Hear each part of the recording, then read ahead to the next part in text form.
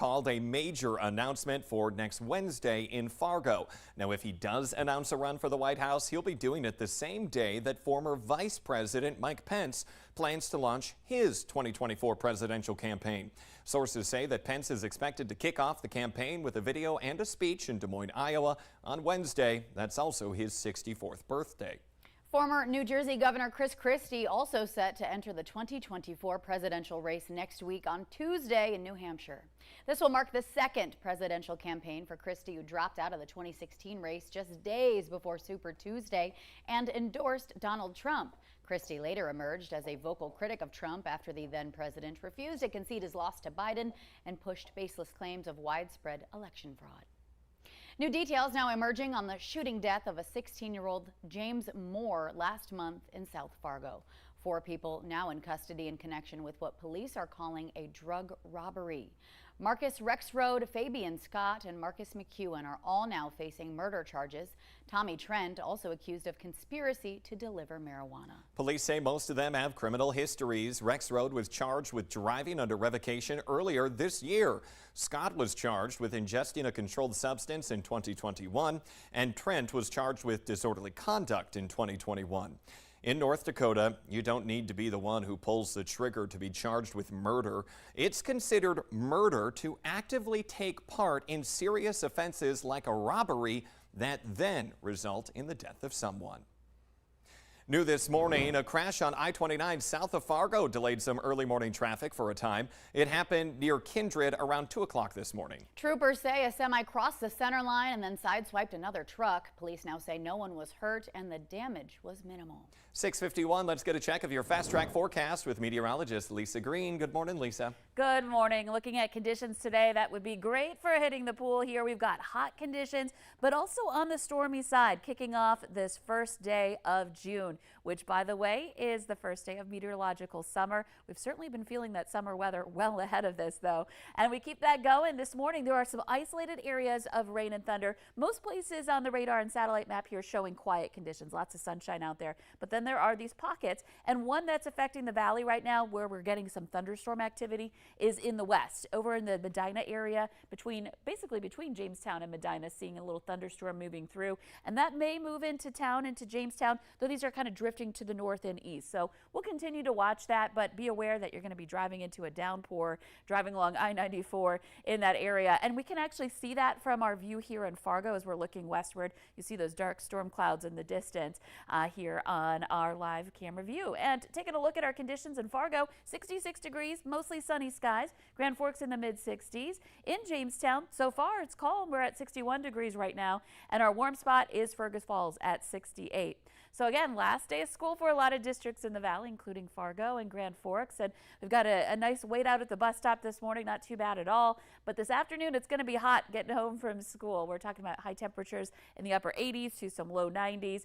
Sunshine in most areas. But around 3 p.m., that's the time where we need to be watching for more thunderstorm development to happen. So looking at the potential for some of those scattered storms popping into drive time and beyond. And most of them should stay below severe status, but I can't rule out that possibility for some hail in some of those storms yet again. So this active summery pattern continues heading into the month of June. This carries on into the weekend. So, there might be a passing storm in the middle of your weekend plans. So make sure you've got your Valley News Live weather app downloaded and updated for the latest radar and alerts. And then into next week, still hot, still looking at temperatures in the 80s and 90s, but the active weather takes a little bit of a break starting on Tuesday. Yeah, very summer-like with all this active weather we have out there. Oh, for sure. Each day seeing that chance for rain. The rain is good. We don't want the intensity of it. And so far, we haven't had too much for severe this season. I'm hoping we can get the rain and keep it that way. Okay, thank you, Lisa.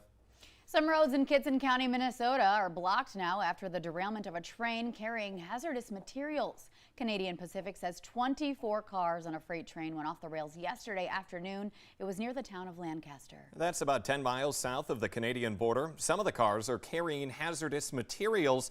Rail officials say there are no leaks as of early this morning. Xcel Energy says its Prairie Island, Minnesota nuclear plant is operating on just one of 2 reactors after an incident over the weekend that triggered the other to automatically shut down. Operators at the plant reported a transformer malfunction on Saturday night. Xcel says there was no fire or additional issues involving the unit that had shut down, and the other unit continued to operate normally, thankfully. The plant is expected to be back in full operation later this week. Amazon now paying out millions in settlements with the Federal Trade Commission over privacy concerns related to its Ring camera and Alexa products. The company settled the Ring-related suit for $5.8 million. The FTC says employees were given unfettered access to personal videos and failed to protect customer safety. Regulators say one employee spied on female customers for months using cameras that were placed in bedrooms and bathrooms. Amazon settled a second lawsuit that alleges it violated the Children's Online Privacy Protection Act by illegally storing minors' information through the Alexa voice assistant. Now that payout is for $25 million. This is the time of year for many construction projects to take place, and two big projects are underway for both the Fargo and West Fargo fire departments, with another set to start very soon. The Valley Today's Nishay Taylor joining us live this morning to explain what projects are taking place and what we can all expect. Good morning, Nishay.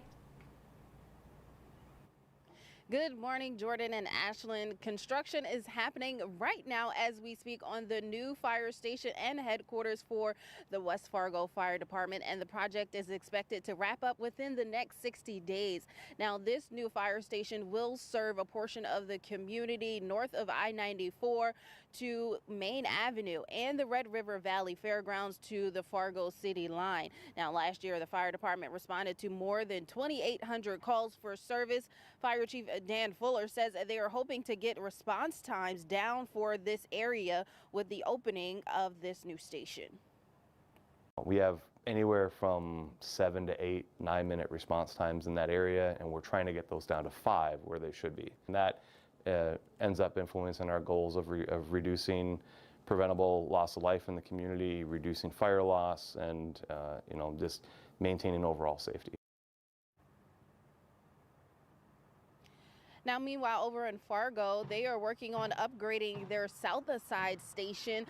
They are looking to add extra square footage to potentially help get the firefighters' gear as well as workout equipment off of the same floor where the fire trucks are parked. Now, also in Fargo, the fire department is looking to add another station, and that's Station 8, which will potentially start breaking ground here this summer. Reporting live in West Fargo, Nishay Taylor, Valley News Live. Yeah, we can see construction definitely underway with the workers all showing up behind you this morning. Thank you for that live look, Nishay.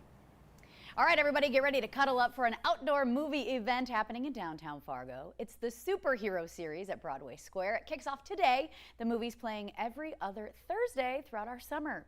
So this month's series includes DC League of Super Pets, The Green Hornet, and Eternals. All movies are free and open to the public. They also will be open captioned. Movies continue with different themes each month for the specific times. And more information, check out this story on your VNL News app.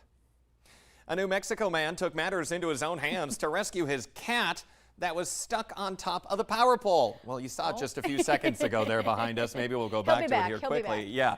Anyway, the cat's name is Mookie. Went missing on Tuesday and spent the night outside before people spotted him on top of that pole. Yeah, so his owner called public service for help, but after being told it would be a really long wait, he rented a lift himself and then brought in his electrician cousin in order to save old Mookie. Now, no one was hurt, but public service officials do advise against performing a rescue like this on your own. They say one thing you can do is put out the food to try to get that animal to come down on its own, or wait for trained professionals to arrive. Okay, that man dedicated to his cat, though. His cousin's an electrician. I call that a professional. Sure. Catch me the next news story trying to save old Mookie from a power pole. Yeah, right? Anyway, this is in the category of don't try this at home. All right, heading out to, the Wild West. Bonus points for two Iowa students who celebrated their last day of school in style. 7th grader Bryce Bass and his classmate rode to and from school on horseback, starting their 4-mile ride at 6:30 a.m. to make it to class all before 8 a.m. a.m. They say it's a tradition they came up with 3 years ago. All right, cue the Toby Keith. Should have been a cowboy. Now Bass even convinced one of his favorite teachers to hop on the horse after a year-long running joke to get her in the saddle. She says that she forgot about it until she heard the hooting and hollering coming in from outside. Yeehaw! Thank you all so much for waking up and joining us on your Thursday morning. Take care.